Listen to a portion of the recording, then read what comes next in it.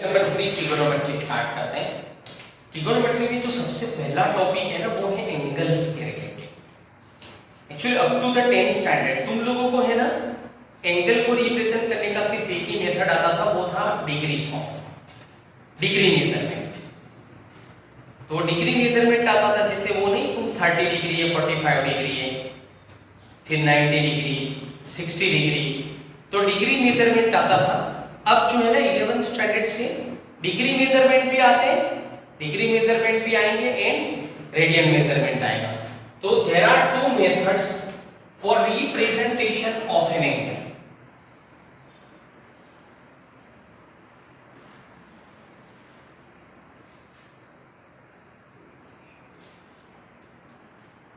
Methods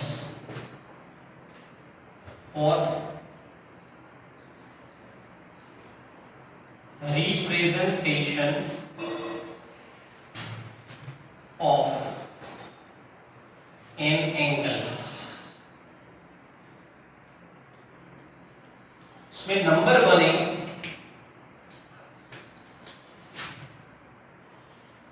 degree measurement,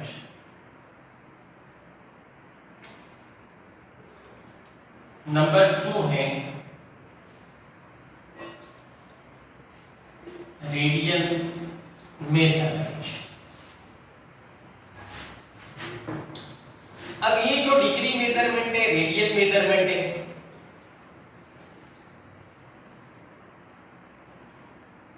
उसका concept बता कि ये जो मैंने अभी सर्कल लिया है, सर्कल फिर से ड्रॉ करता हूं।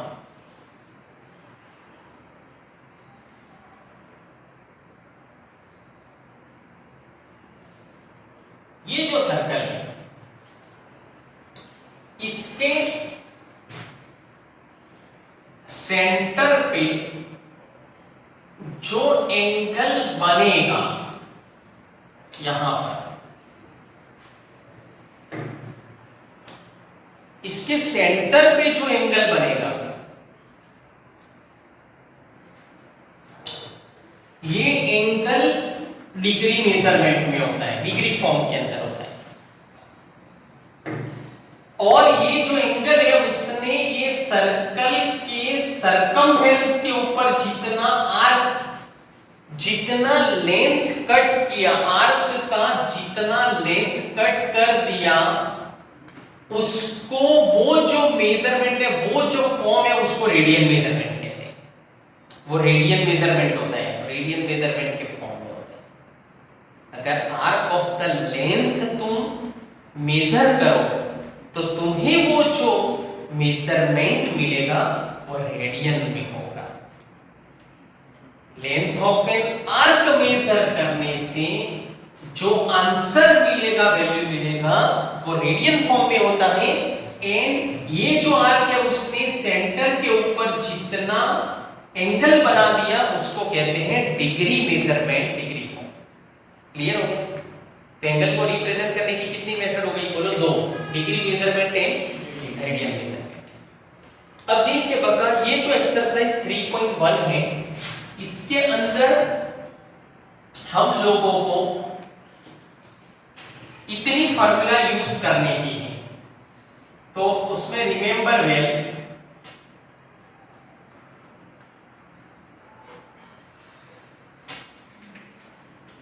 तो हम लोग इधर है ना नंबर 1 फर्स्ट फार्मूला है a is equal to r theta, l is equal to r theta. इसमें l ये है length of an arc in the radian form, theta ये वाला एंगल होता है जो सेंटर पे डिग्री मेजरमेंट में कट होता है।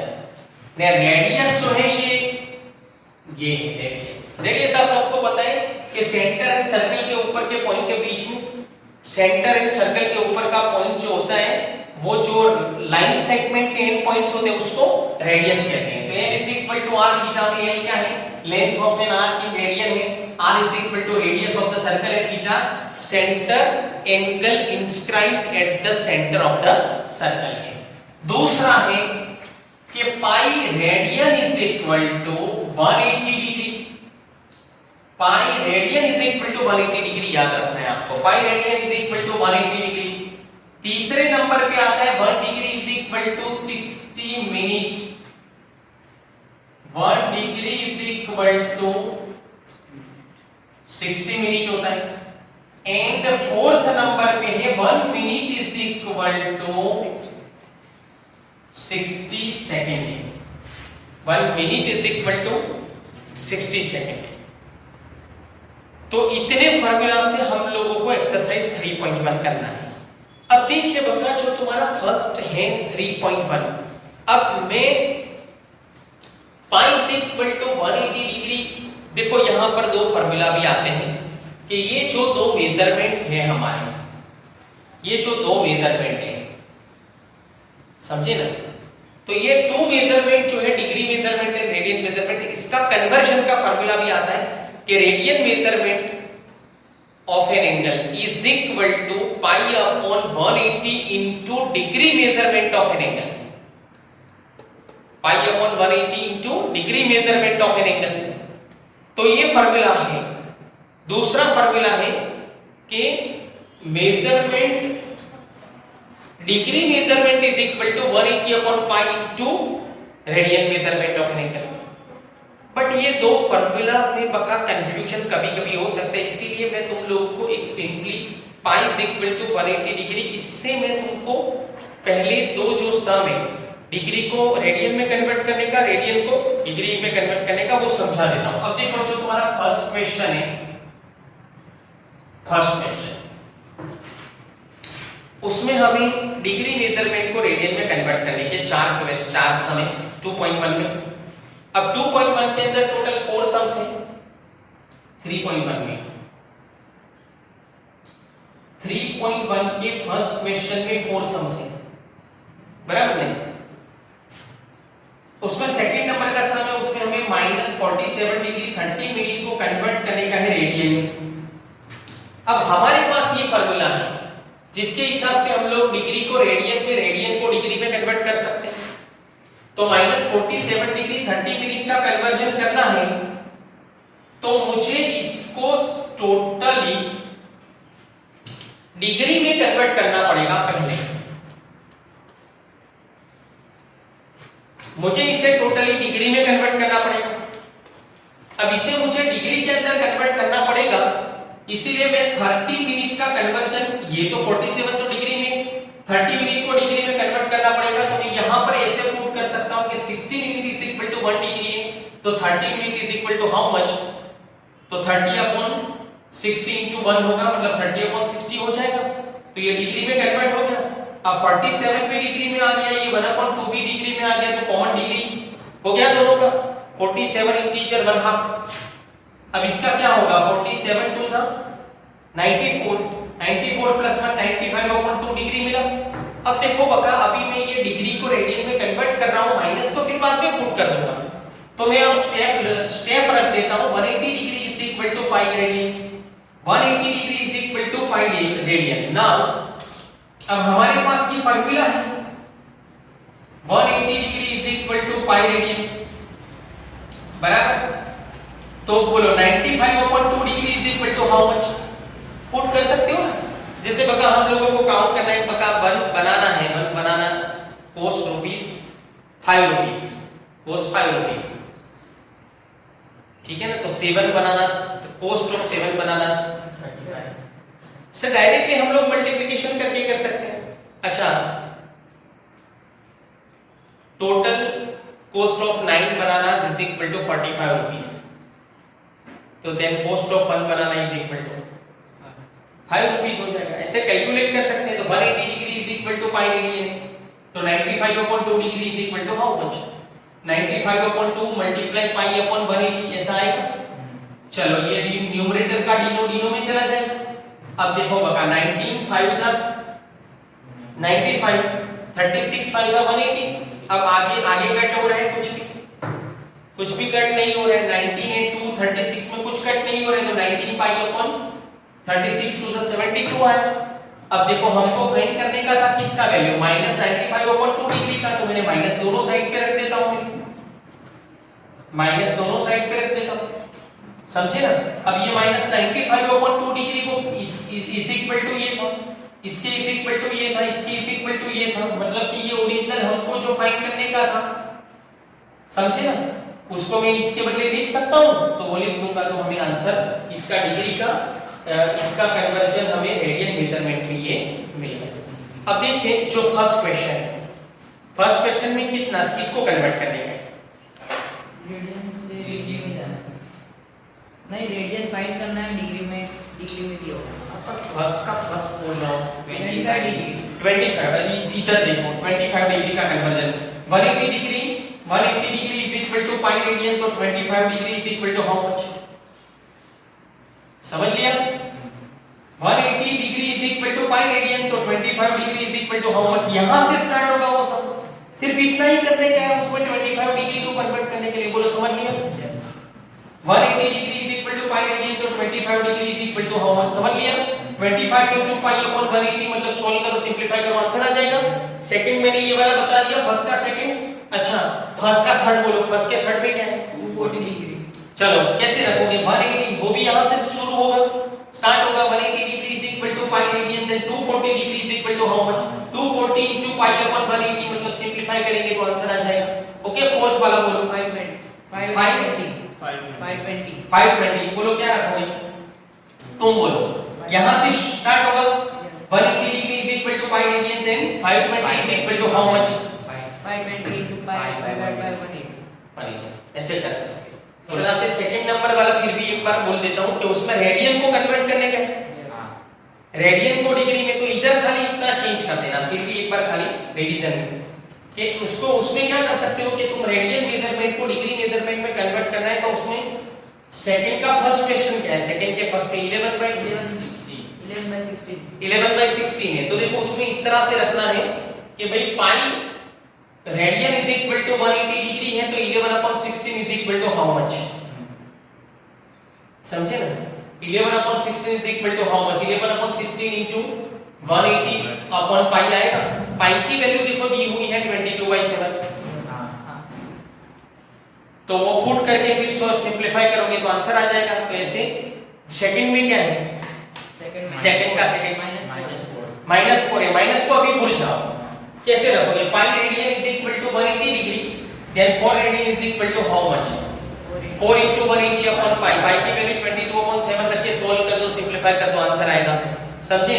फिर आगे थर्ड में, थर्ड नंबर 5π/3, 5π/3 है, तो pi radian is equal to 180, 5π/3 is equal to how much, ठीक है। इस तरह से फोर्थ नंबर में 7π/6 है, pi radian is equal to 180 degree, then 7π/6 is equal to how much, फिर इस तरह से सॉल्व सिंपलीफाई करोगे, सॉल्व करोगे तो आंसर मिल जाएगा। अब देखो जो आगे जो सम्स है, थर्ड रहने दो, फोर्थ नंबर के अंदर है ना, क्वेश्चन पढ़ो। Find the degree measure of the angle subtended at the center of a circle of radius 100 cm by an arc of length 22 cm. Use pi equals 22/7. यानी उसमें L दिया हुआ है, कितना है L 22 सेंटीमीटर है, समझे ना। हमेशा यूनिट बका सिंगल क्वेश्चन के अंदर, मैथ्स के अंदर यूनिट हमेशा कॉमन होना चाहिए, यानी सब कुछ मिनट में, सब कुछ सेंटीमीटर में, सब कुछ सेकंड में, ऐसे होना चाहिए। अब देखो length L is equal to दिया हुआ है, L की वैल्यू 22 है, रेडियस 100 है ना, तो R के बदले 100 और L के बदले 22, L is equal to R theta में रख दो, बोलो थीटा मिल जाए, फिनिश हो गया। अच्छा इसके आगे वाला क्या है, fifth number, In a circle of diameter 40 cm, the length. अच्छा डायमीटर 40 सेंटीमीटर, देखो ये मोस्ट टाइम के क्वेश्चन है ये वाला। अच्छा डायमीटर, इसको कहते हैं डायमीटर, ये पूरा डायमीटर है, अगर वो 40 है तो बोलो उसमें रेडियस कितना होगा 20,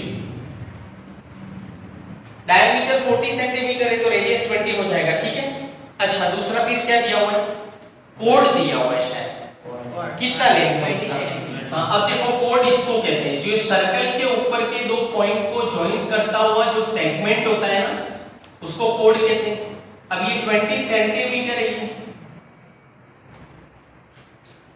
अब ये भी 20 सेंटीमीटर है, ये रेडियस भी 20 सेंटीमीटर है, समझे ना?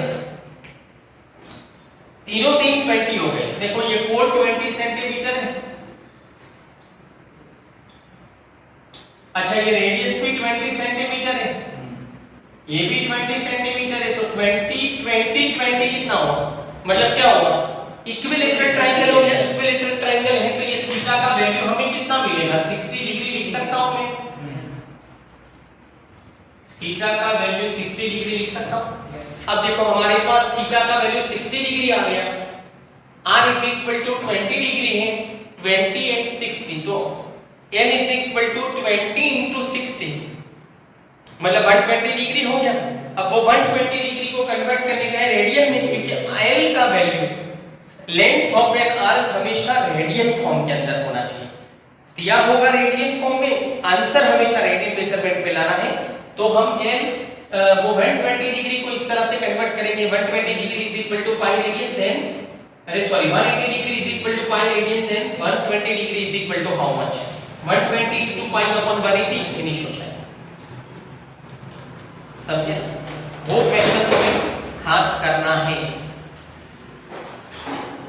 ओके, अब देखो जो तुम्हारा एक्सरसाइज 3.2 है, 3.2 उसके अंदर जो पहले 5 क्वेश्चन है बता, वो कंपलसरी कर लेना। पहले 5 क्वेश्चन में हमें एक ट्रिगोनोमेट्रिक फंक्शन को का यूज के वैल्यू का यूज करके, एक ट्रिगोनोमेट्रिक फंक्शन के वैल्यू का यूज करके बाकी के ट्रिगोनोमेट्रिक फंक्शंस के वैल्यू को फाइंड करने का है। एक ट्रिगोनोमेट्रिक फंक्शंस के वैल्यू का यूज करके बाकी के ट्रिगोनोमेट्रिक फंक्शंस के वैल्यू फाइंड करने हैं। अब हम लोग है ना, इसके लिए दो मेथड है, एक मेथड है identity method, sin square x plus cos square x is equal to 1 identity है। 3 आइडेंटिटीज है बता ट्रिगोनोमेट्री की, sin square x plus cos square x is equal to 1, second sec square x minus tan square x is equal to 1, third cos square x minus cot square x is equal to 1, है ना? 3 identities है। अच्छा वो जो लिखते हैं ना लोग sin square x is equal to 1 minus cos square x, वो तो उसका कन्वर्जन ही है बता। अब sin square x plus cos square x is equal to 1 में से किसी एक को राइट साइड पे ले जाओगे तो दूसरा मिलने वाला ही है। sec square x minus tan square x is equal to 1 के अंदर में से उसमें से कोई एक को राइट साइड पे ले जाओ तो दूसरा फॉर्म मिलने वाला है तुमको। वो आइडेंटिटी मतलब वही है वो आइडेंटिटी। तो हकीकत में 3 आइडेंटिटीज हैं। cos square x plus sin square x is equal to 1, sec square x minus tan square x is equal to 1, cos square x minus cot square x is equal to 1। 3 identities हैं। अच्छा वो जो 3 identities है उसका use करके तुम एक function की वैल्यू बेसिस दूसरे फंक्शन की वैल्यू फाइंड कर सकते हो, लेकिन इससे इजी मेथड जो है वो है right angle triangle method. Right angle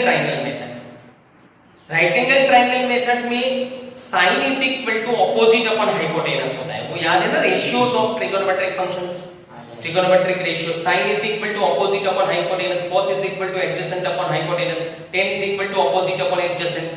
ठीक है, अब देखो इसका राइट एंगल ट्रायंगल बना दो, मतलब कोई एक फंक्शन का राइट एंगल ट्रायंगल बना दो।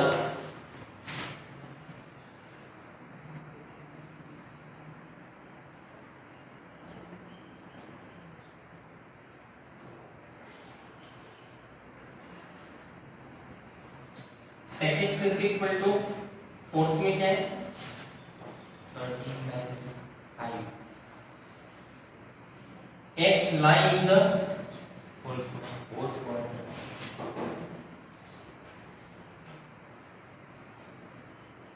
फोर्थ क्वाड्रेंट है। अब ये जब का राइट एंगल ट्रायंगल बना देंगे, ये राइट एंगल ट्रायंगल वाली मेथड यूज करेंगे। अब देखो ये वाला एंगल अगर हम पकड़ते हैं कि ये x है तो sec इज इक्वल टू क्या होता है, तो हाइपोटेनस अपॉन एडजेसेंट साइड होती है। ये x की एडजेसेंट साइड है और x की ऑपोजिट साइड ये होगी। समझ में आ गई बात? अब पाइथागोरस थ्योरम पता है, पाइथागोरस थ्योरम में क्या होता है कि ये दो साइड का स्क्वायर का sum is equal to hypotenuse का स्क्वायर होता है, तो 13 के स्क्वायर में से 5 का स्क्वायर सब्ट्रैक्ट कर दो, 169 माइनस 25 इज इक्वल टू 144, 144 का रूट कितना हो जाएगा, 12 हो जाएगा। अब इसमें से बता तुमको जो भी है वो तुम लिख सकते हो आंसर। देखो sin x is equal to, अब sin x is equal to एक बार देख लो इधर 12 ऑपोजिट अपॉन हाइपोटेनस होगा बराबर। अब देखो and the sine is taken according to the quadrant. अब फोर्थ क्वाड्रेंट के अंदर साइन फंक्शन नेगेटिव है, फोर्थ क्वाड्रेंट के अंदर साइन फंक्शन नेगेटिव है, ऑल एसटीसी। तो मतलब फोर्थ क्वाड्रेंट के अंदर सी मतलब के cos एंड sec पॉजिटिव है, बाकी सब नेगेटिव, ठीक है ना। तो साइन नेगेटिव है इसीलिए इधर माइनस कर दूंगा। तो खाली एक बात समझ लेना, इस तरह से वो सारे सम्स करने के और कंपलसरी करना है। देखो कि for finding other values of other trigonometric functions, values of remaining trigonometric functions by using value of one trigonometric function, by using value of one trigonometric function। Total 6 trigonometric function है, तो इधर मुझे मैं दूसरे भी 4 फाइंड कर सकता हूँ ना, टोटल 5 फाइंड कर सकता हूँ। तो for finding value of remaining trigonometric function by using value of one trigonometric function always use right angle triangle method, always use right angle triangle method, समझे। अच्छा, उसमें in this method value is obtained by using value and the sign sign sign is taken according to the quadrant, sign is always taken according to the quadrant, sign is taken always according to the quadrant, समझे। अब सुनो, cos x is equal to क्या होगा, तो adjacent upon hypotenuse। अच्छा, fourth quadrant में cos कैसा है, पॉजिटिव, तो प्लस आएगा, तो cos x is equal to plus 5/13 होगा। वो प्लस कैसे लिया मैंने, पता चला ना क्वाड्रेंट के हिसाब से। चलो sin x की वैल्यू मिली ना, sec x गिवन था, sin x मिला, cos x मिला, समझे। या तो ये जो sec x है उसका रेसिप्रोकल करने से भी पता चल जाएगा, वो तो बका दोनों से पता चलेगा। चलो tan x कितना होगा, tan x is equal to opposite upon adjacent 12/5 होगा। अच्छा, फोर्थ क्वाड्रेंट में tan नेगेटिव है ना, तो माइनस लिखेंगे, tan x is equal to -12/5, पता चल गया। चलो cosec x is equal to, इसका उल्टा करोगे तो भी चलेगा, और cosec x is equal to 13/12 hypotenuse upon opposite, and cosec x fourth quadrant के अंदर नेगेटिव है तो -13/12 हो जाएगा। बोलो पता चल गया। इस तरह से other trigonometric functions, remaining trigonometric functions का वैल्यू फाइंड कर सकते हो। तो ये राइट एंगल ट्रायंगल मेथड से ही आप लोगों को करना है।